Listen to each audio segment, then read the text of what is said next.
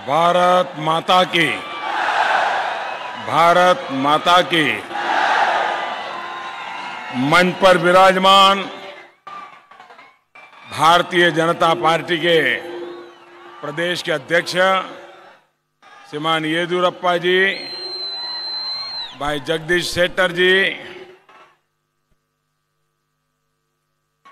सभी वरिष्ठ नेतागण, सभी उम्मीदवार बंधु भगिनी, मंच पर उपस्थित सभी वरिष्ठ नेतागण और विशाल संख्या में पधारे हुए मेरे प्यारे भाइयों बहनों,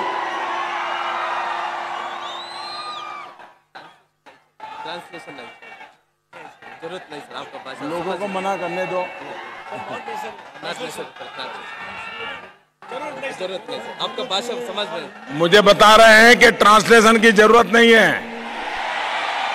बिल्कुल, अरे गजब प्यार है आपका।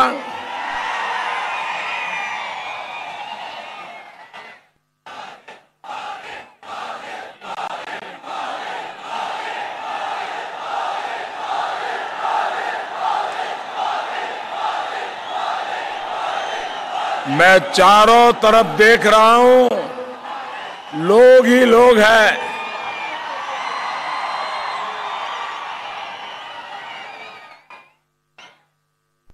बंधु गलिगे नमस्कार गलो। पूज्य गवी सिद्धेश्वर स्वामी गला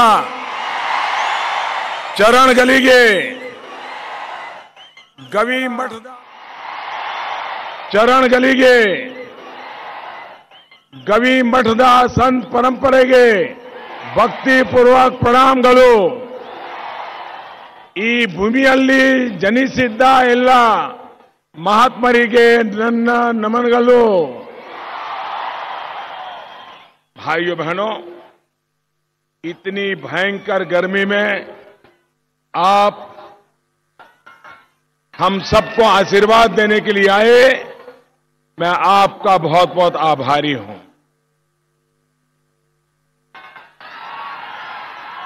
ये दृश्य दिखाता है कि हवा का रुख किस तरफ है।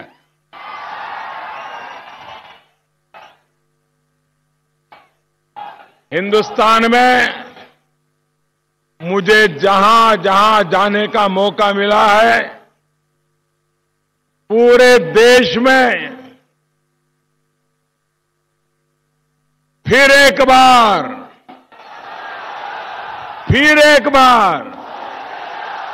पूरे देश में जन जन की यही आवाज है। एक लहर चल रही है। भाइयों बहनों,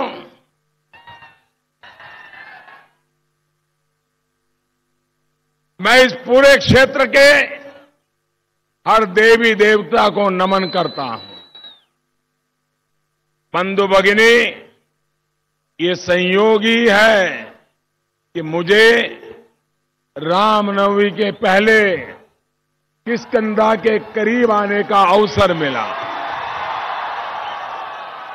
श्री राम सेवक हनुमान का सेवा भाव, सबरी का भक्ति भाव यहां के कण कण में है। इसी सेवा भाव से आपके इस प्रधान सेवक ने ही आप सभी की देश की सेवा करने का एक नम्र प्रयास किया है। आपके भरपूर आशीर्वाद और सहयोग का परिणाम है कि आज जमीन से लेकर अंतरिक्ष तक भारत का डंका बज रहा है। अब मैं लोकसभा चुनाव के लिए आपका फिर से आशीर्वाद मांगने के लिए आया हूं। आशीर्वाद मिलेगा ना? यहां के सभी लोकसभा क्षेत्रों से मिलेगा, पूरे कर्नाटका से मिलेगा। मैं फिर एक बार आपका आभार व्यक्त करता हूं। मुझे बताया गया है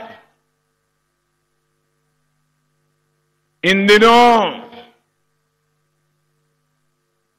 भांति भांति के बयान मेरे खिलाफ आ रहे हैं।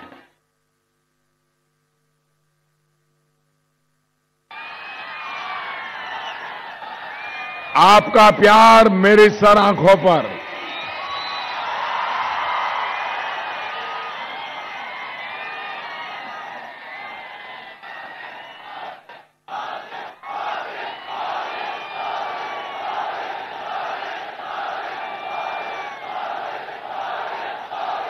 मैं आगे बोलूं?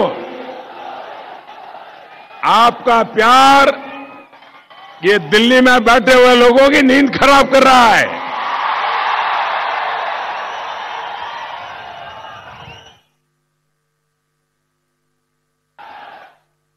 आजकल हताशा और निराशा में डूबे हमारे विरोधी दल के सभी नेता आजकल मोदी के खिलाफ अनाप शनाप बयानबाजी कर रहे हैं। मुझे बताया गया कि श्रीमान देवगौड़ा जी के बेटे ने कहा है कि केंद्र में, दोस्तों जगह है नहीं, आप वहीं रुक जाइए। मेरी आपसे रिक्वेस्ट है, वहीं रुक जाइए। देखिए, ऐसा मत कीजिए। हम यहां के पुलिस को, सबको सहयोग करना चाहिए। हमने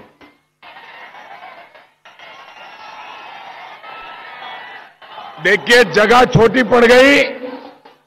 मैं आपका प्यार, उत्साह समझ सकता हूं, लेकिन शांति बनाइए।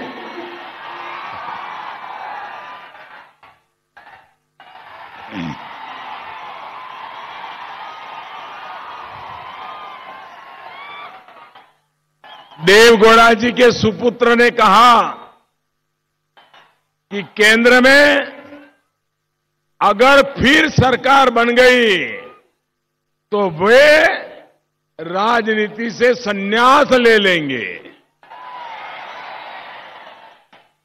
आपको इनकी बातों पर भरोसा है? ये लोग कभी सच बोलते हैं? आपको याद है 2014 के चुनाव में स्वयं देवगौड़ा जी ने कहा था कि अगर मोदी जी जीत के आएंगे, मोदी जी पीएम बनेंगे तो मैं संन्यास ले लूंगा। उन्होंने लिया क्या संन्यास? पिताजी ने संन्यास लिया क्या? बेटा संन्यास लेगा क्या? अरे संन्यास की बात छोड़ो, परिवार में जितने बच्चे हैं सबको टिकट दे रहे हैं।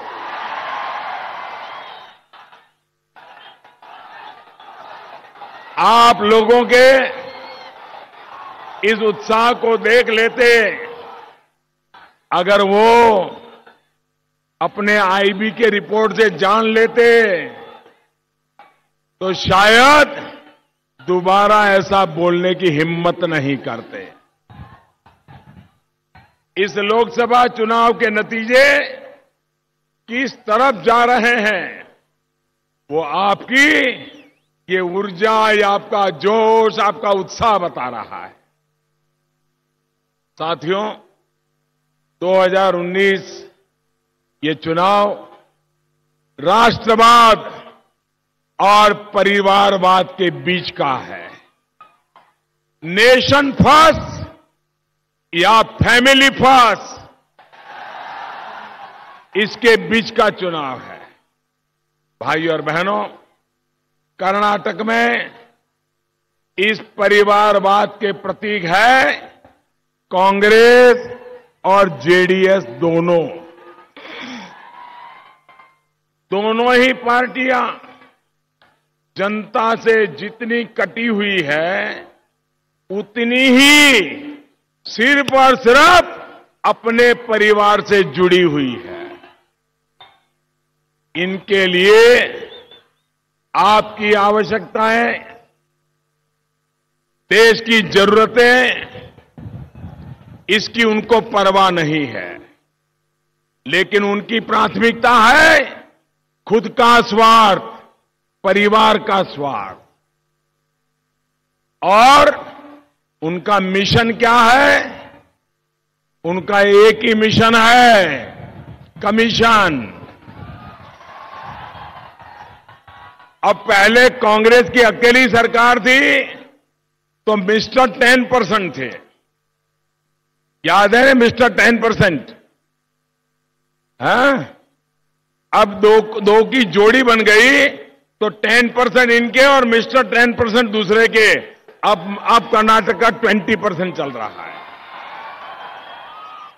साथियों, जब परिवार की ही चिंता होती है तो वहीं क्वात्रोची मामा और मिशेल मामा जैसे दलालों का उनको पाला पोसा जाता है। बॉफोर्स से लेकर हेलीकॉप्टर घोटाले जैसे पाप वहां किए जाते हैं। साथियों, कांग्रेस की करनी देखिए। वोट खरीदने के लिए अब उसने बच्चों और गर्भवती महिलाओं के हक का पैसा भी लूट लिया है। उसने इस लोकसभा चुनाव में एक और घोटाला कर डाला है, तुगलक रोड चुनाव घोटाला। मुझे पर लगता है कि आपको ये तुगलक रोड क्या है मालूम नहीं है। बताऊं? दिल्ली में एक तुगलक रोड है, वहां एक बहुत बड़े नेता का घर है। तो ये पिछले दिनों तुगलक रोड चुनावी घोटाला हुआ है, बहुत बड़ा।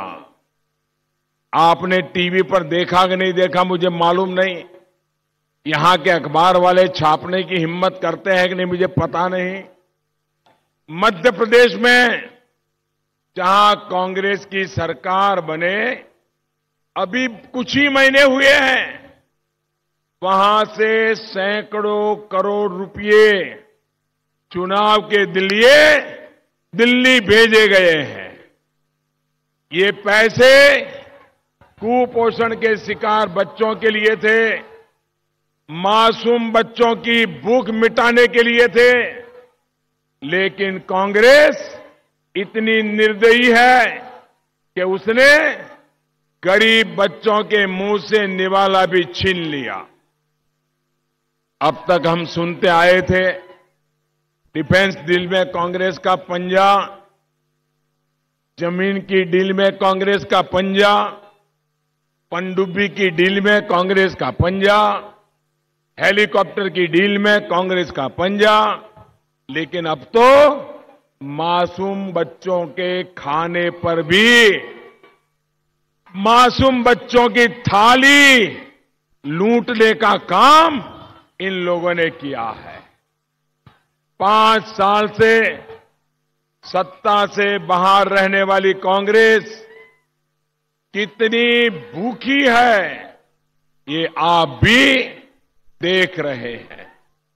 चुनाव आते जाते रहेंगे, लेकिन बच्चों की थाली छीनकर कांग्रेस ने जो पाप किया है वो कभी नहीं धुल सकता है। साथियों, इनकी सोच क्या है? किस सोच के साथ ये लोग सरकार चला रहे हैं, ये इनकी बातों से लगातार झलक रहा है। मैं कल मीडिया में देख रहा था,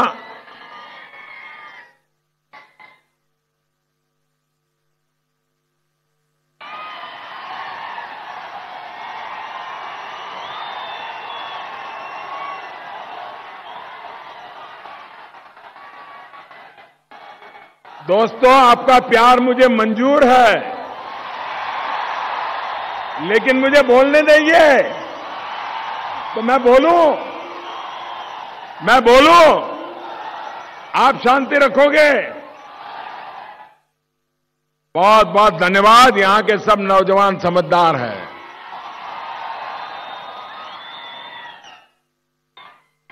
मैं कल मीडिया में देख रहा था कि कर्नाटक के मुख्यमंत्री ने कहा है कि हमारी सेना में वही लोग जाते हैं जिन्हें 2 वक्त खाना नहीं मिलता।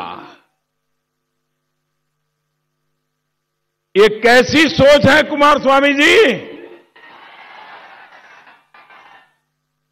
आप ये कहकर नहीं बच सकते कि आपके बयान का गलत मतलब निकाला गया है। अब वहां है, खड़े रहने दो, अभी परेशान मत करो उनको।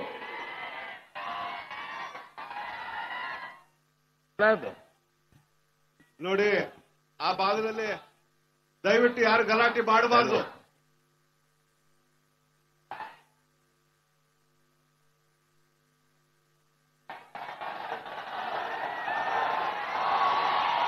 ಇಲ್ಲಿರುವಂತವ್ರನ್ನ ಕೈ ಜೋಡಿಸಿ आप ये कहकर नहीं बच सकते। ಎಲ್ಲರೂ ಕೇಳಬೇಕು. ಪ್ರೀತಿಗೆ ಅವರು ಆಗ್ಲೇ ಅಭಿನಂದನೆ ಸಲ್ಲಿಸಿದ್ದಾರೆ. ನಿಮ್ ಕೈ ಮುಗಿತೀನಪ್ಪ, ಯಾರು ಘೋಷಣೆ ಕೂಗಬೇಡಿ, ಅವ್ರ ಮಾತನ್ನು ಕೇಳಿ ದಯವಿಟ್ಟು ಯಾರು ಘೋಷಣೆ ಕೂಗಬೇಡಿ, ಯಾರು ಘೋಷಣೆ ಕೂಗಬೇಡಿ. आप जो मुझे देख नहीं पा रहे हैं उनसे मेरी प्रार्थना है, मेरी आवाज सुन लीजिए। मैं बाद में फिर सामने आकर के आपको प्रणाम कर दूंगा। आप ये कहकर नहीं बच सकते कि मेरे बयान का गलत मतलब निकाला। आपने वही कहा है जो आपके दिल में है। देश की सेना का इतना बड़ा अपमान, भाइयों बहनों, मैं आपको पूछना चाहता हूं, क्या यहां के मुख्यमंत्री जी ने ये कहा है कि जिनको 2 टाइम खाना नहीं मिलता है वो सेना में जाता है? क्या ये हमारे वीर सैनिकों का अपमान है कि नहीं है? हमारे सुरक्षा बलों का अपमान है कि नहीं? ये इनको शोभा देता है क्या? क्या इससे वोट मांगोगे क्या?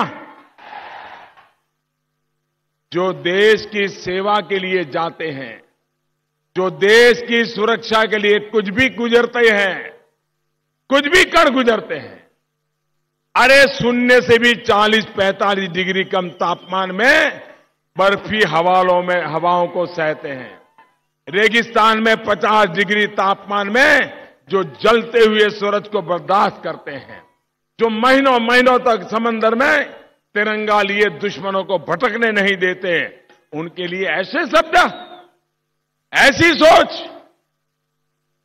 अरे डूब मरो देश की सेना का अपमान करने वाले। भाइयों और बहनों, देश के वीर सपूतों का तप, उनकी तपस्या ये लोग कभी नहीं समझ सकते। यही लोग हैं सोना का चम्मच लेकर के पैदा हुए हैं।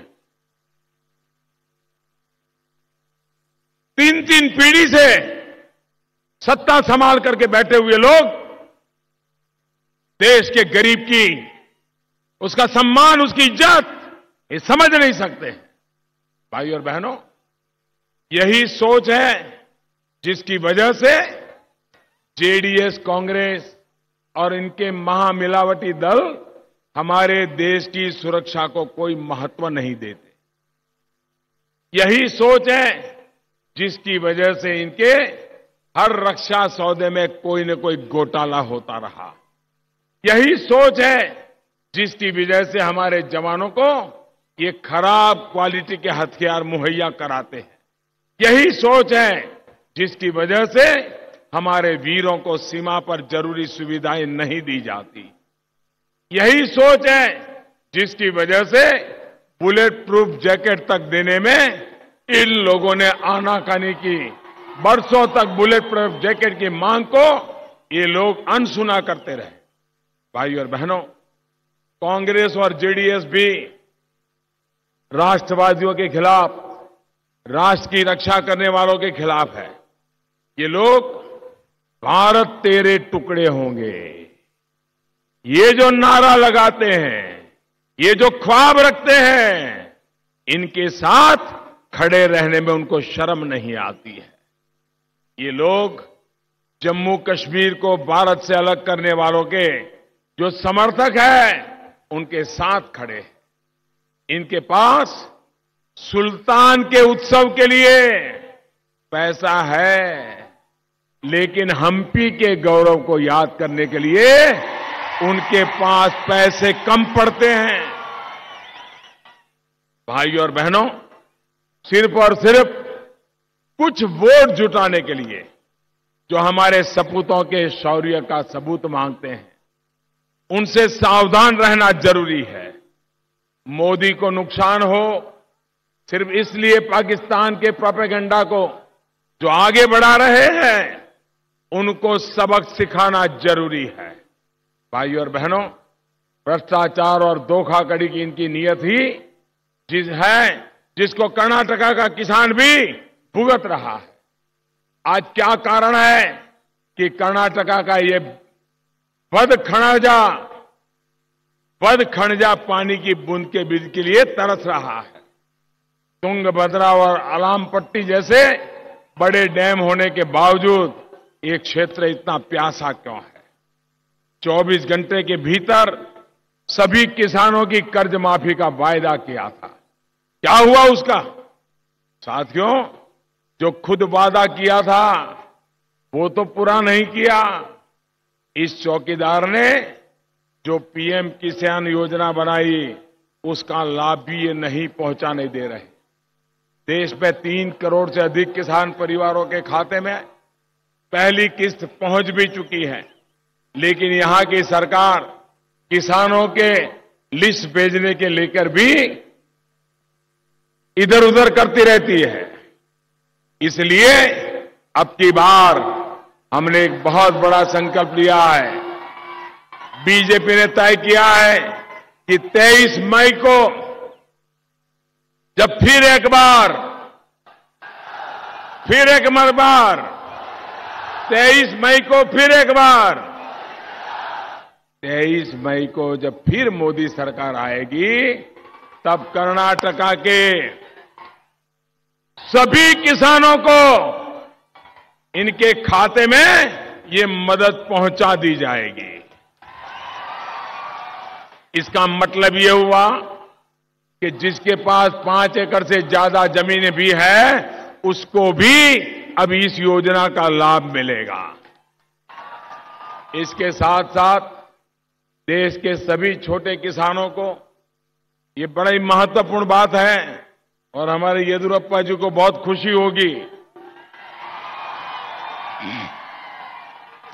देश के सभी किसान जो 60 वर्ष की आयु के बाद उनकी उम्र 60 वर्ष पूरी हो गई है, अब किसानों को पेंशन देने की हमने वादा किया है।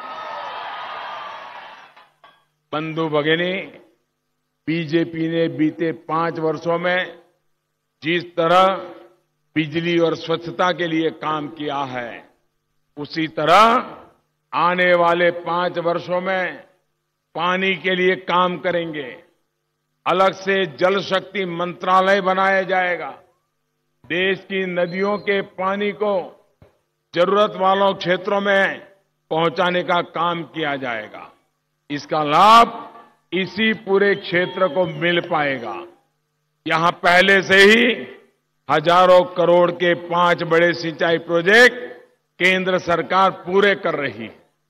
तुंगभद्रा की अविरल धारा को बनाए रखने के लिए भी हमारी सरकार गंभीर है। साथियों, खेती हो या फिर खेती से जुड़े उद्योग, बीजेपी हर काम तेजी से करेगी।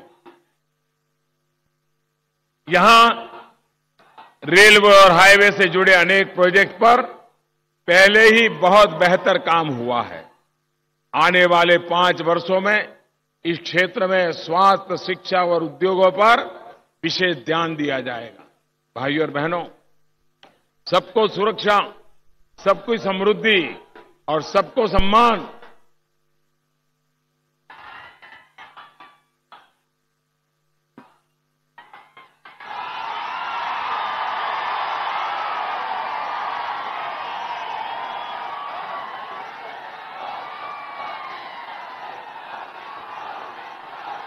आप जब इजाजत देंगे तब बोलना शुरू करूंगा।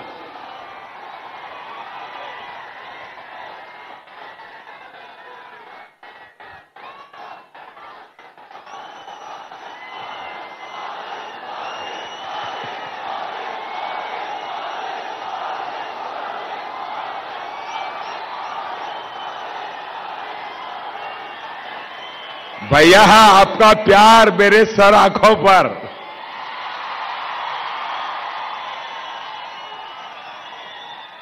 ये मेरा सौभाग्य है कि आप मुझे इतना प्यार दे रहे हैं।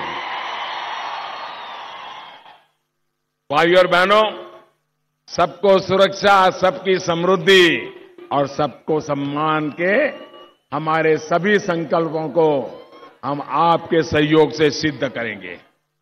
कमल के फूल के सामने बटन दबाकर जो वोट आप देंगे वो इस चौकीदार को मजबूत करेगा। आपका वोट सीधा सीधा मोदी के खाते में जाएगा। भाइयों बहनों, मतदान के दिन भारी मतदान होना चाहिए। अभी कल जो पहले चरण का मतदान हुआ है, उस मतदान में विपक्ष कहीं टिक नहीं पाएगा, बच नहीं पाएगा। पूरी तरह भारतीय जनता पार्टी और उसके साथियों का वेव चल रहा है। पश्चिम बंगाल में तो अफरा तफरी मची हुई है।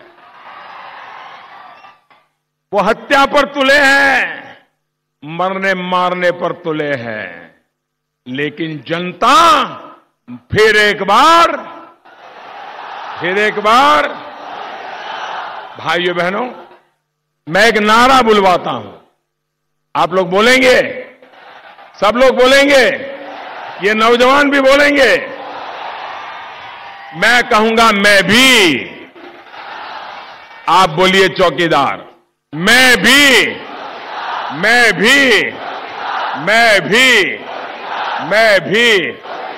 नन्ना जोते यल्ली हेड़ी नानू चौकीदार हल्ली हल्लियू नगरा नगरा यल्लावू मक्कड़ मक्कड़ यल्लारू हरी युरु कुड़ा ताई अक्का तंगी यल्लारू मने मने यल्ली उलुवा भूमि यल्लो पार्क नल्लो देस्ता आलगड़े देस्ता गड़ी यल्लो डॉक्टर इंजीनियर कुड़ा शिक्षक प्रोफेसर कुड़ा राइटर जर्नलिस्ट कुड़ा कलेगारनो कुड़ा रेता कर्मी का कुड़ा व्यापारी कुड़ा वकीलरू कुड़ा विद्यार्थी कुड़ा। कमाल कर दिया आपने। मेरे साथ बोलिए भारत माता की, भारत माता की। बहुत बहुत धन्यवाद।